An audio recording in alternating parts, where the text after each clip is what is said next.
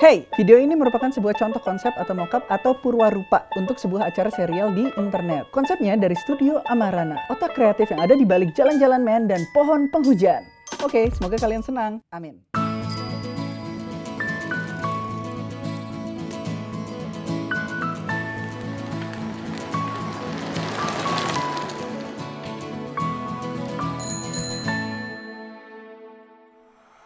Hey, gue Andra.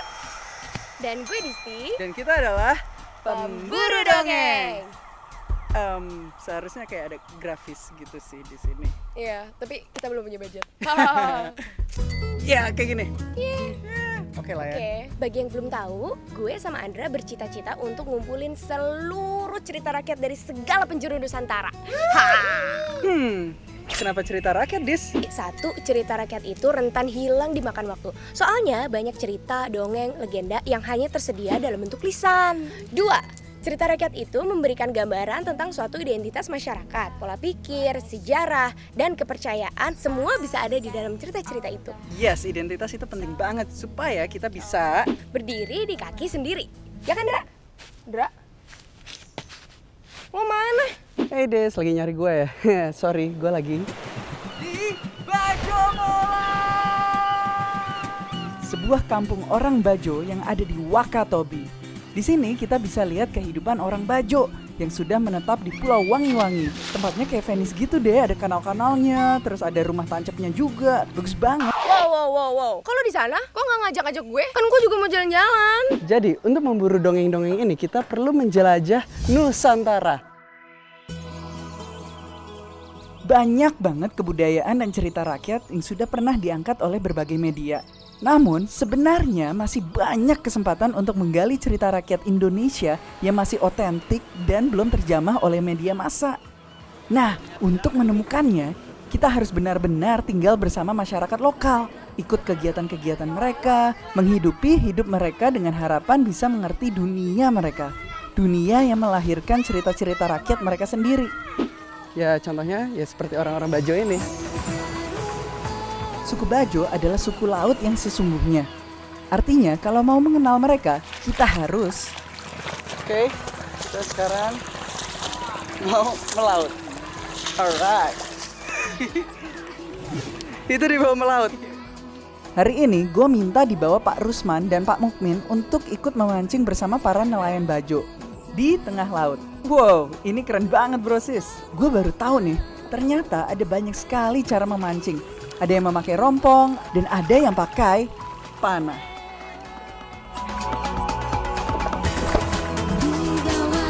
Dengan ikutan proses memancing ikan di karang, gue bisa lihat bagaimana para nelayan bekerja sama, berinteraksi, dan bahkan bagaimana mereka menyajikan makanan segar di antara mereka sendiri. Kehidupan sosial mereka sangat erat. Dan dari pengalaman itulah gue bisa melihat bentuk cerita-cerita rakyat yang muncul dari kehidupan mereka. Contohnya, ada sebuah hikayat orang Bajo yang dituturkan secara unik, namanya Ikiko. Ikiko itu adalah cerita tentang Bajo, tentang sejarah, tentang peperangan, juga tentang asal muasal suku Bajo. Nah, itu kayaknya menarik banget deh. Biasanya, Ikiko itu dilantunkan kalau nelayan sedang istirahat di karang. Terus, untuk hiburan, orang tua melantunkan sebuah kisah, sementara yang muda ngipasin atau ngasih rokok. Nah, kata Pak Rusman, di Bajo Mola itu ada sekitar 3 atau 4 orang yang masih bisa melakukan Ikiko. Nah, salah satunya adalah Mbok Sapia. Ini yang kita mau cari. Cuman masalahnya ya, orang-orang yang bisa Ikiko itu tuh biasanya udah tua gitu dan mereka tuh capek, dan untuk melakukan Ikiko berjam-jam itu tuh membutuhkan tenaga yang banyak banget. Dan sayang sekali pertama kali Pak Rusman mendatangi Mbak Sapia, dia itu nggak mau mengikiko, dan akhirnya Pak Rusman harus memakai berbagai macam triknya, dia merayu lah. Rayu nih, banyak taktikku ini. Tapi untungnya akhirnya dia mau. Tadi mbak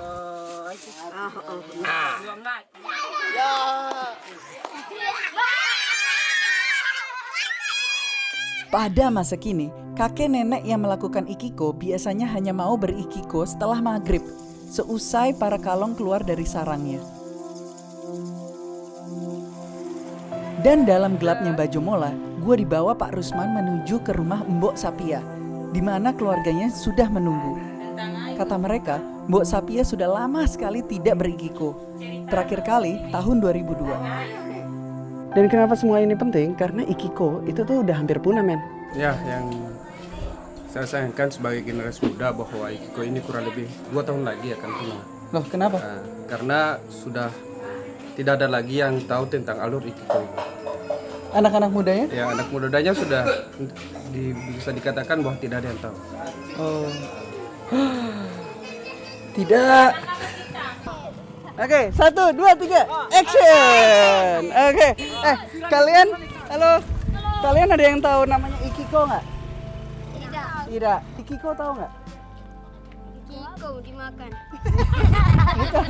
Nah, artinya kalau yang ngerti cerita-cerita rakyat itu, Dai, ya hilang deh semuanya. Ya gimana nggak mau punah ya? Untuk dengerin ikiko aja itu butuh lebih dari sejam. Ikiko dan konten-kontennya itu harus bersaing dengan hiburan yang ada di TV zaman sekarang. Ya susah, men. Jadi kita mau coba menuturkan kisah-kisah ini dengan cara yang lebih nyantai. Seperti Ikiko tentang si Mukama yang bercerita tentang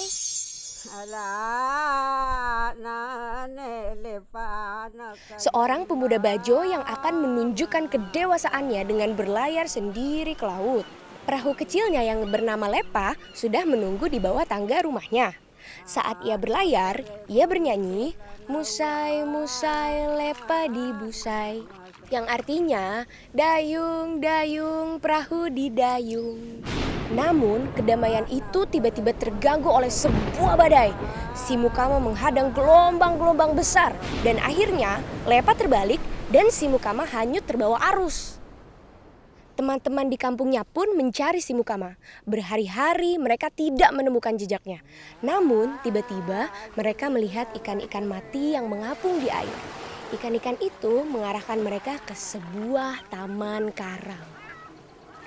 Dan di tengah taman karang itu mereka melihat si Mukama masih hidup. Si Mukama sedang memakan ikan-ikan karang itu. Pemuda itu ternyata diselamatkan oleh seekor penyu yang membiarkan si Mukama duduk di atas tempurungnya. Oh, penyu. Baik. Lovely. Akhirnya, si Mukama terselamatkan dan dia kembali ke kampungnya sebagai orang dewasa. Tamat deh. Cie, jago juga kalau lo cerita-cerita, Dis. Jadi menurut gue ini tuh kesempatan kita buat ngelihat daerah-daerah di Indonesia yang super keren. Jalan-jalan sambil mengerti identitas teman-teman kita melalui cerita rakyatnya. Benar sekali.